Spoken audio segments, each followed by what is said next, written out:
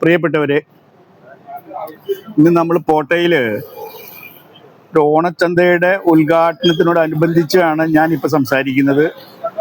ആ ഓണച്ചന്തയ്ക്ക് ഒരു പ്രത്യേകതയുണ്ട് ഈ കൊല്ലം.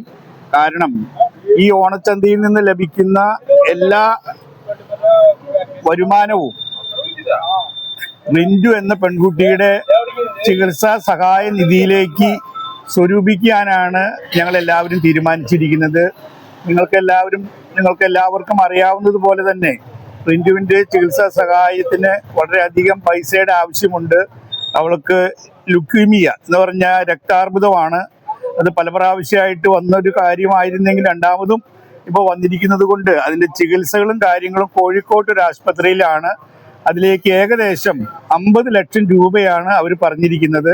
അപ്പം അത് സ്വരൂപിക്കാനുള്ള ഒരു പരിശ്രമത്തിൻ്റെ ഭാഗത്തോടു കൂടിയാണ് ഇവിടെ ഈ ഓണച്ചന്ത നടത്തുന്നത്. എല്ലാവരും തന്നെ അതിൽ പങ്കെടുത്ത് സഹകരിച്ച് ആ ഒരു ഉദ്യമം വിജയിപ്പിക്കാനായിട്ട് പരിശ്രമിക്കണം.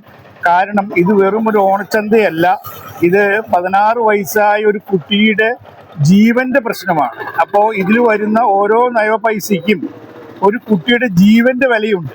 അതുകൊണ്ട് നാട്ടുകാരും മറ്റെല്ലാ തരത്തിലും ബന്ധപ്പെട്ടിരിക്കുന്ന ആൾക്കാരും നല്ല രീതിയിൽ ഇതിനോട് സഹകരിക്കണമെന്ന് അഭ്യർത്ഥിക്കുകയാണ്.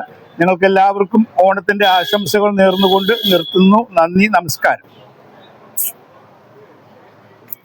കൂടുതൽ കാര്യങ്ങൾ പറയുന്നതിന് വേണ്ടിയിട്ട് നമ്മുടെ നന്മ റെസിഡൻഷ്യൽ അസോസിയേഷന്റെ പ്രസിഡന്റും അതുപോലെ തന്നെ ഇതിന്റെ കൂട്ടായ്മയായ ഇതിന്റെ ചെയർമാനും കൂടിയായ ട്രഷററാണ് പോൾസനെ ക്ഷണിക്കാണ്.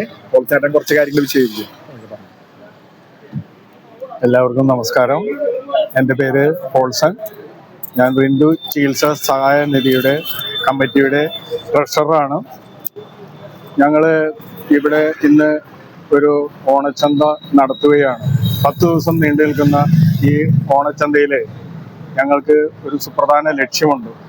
ഞങ്ങളുടെ സ്വദേശത്തുള്ള 16 വയസ്സുള്ള ഒരു പെൺകുട്ടിക്ക് ലുക്കീമിയ, ബ്ലഡ് ക്യാൻസർ, ശരിക്ക് പറയുകയാണെങ്കിൽ ബി-സെൽ അക്യൂട്ട് ലിംഫോബ്ലാസ്റ്റിക് ലുക്കീമിയ എന്ന അസുഖം 13ാമത്തെ വയസ്സിൽ വരികയും ഈ കുട്ടിയെ RCCയിൽ കൊണ്ടുപോയി 10 മാസത്തെ ചികിത്സ നടത്തുകയും പൂർണ്ണമായും നെഗറ്റീവായി നോർമൽ ലൈഫിലേക്ക് തിരിച്ചു വരികയും ചെയ്തിരുന്നു.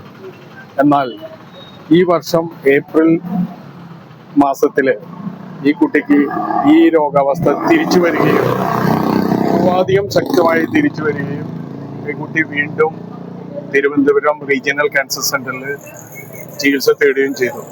എന്നാൽ കുട്ടിക്ക് പൂർണ്ണമായിട്ട് നെഗറ്റീവ് ആയില്ല. തുടർന്ന് ആ ആശുപത്രിയിൽ നിന്ന് ഡിസ്ചാർജ് വാങ്ങുകയും തുടർ ചികിത്സയ്ക്കായി കാലിക്കറ്റുള്ള MV രാഘവന്റെ പേരിലുള്ള MVR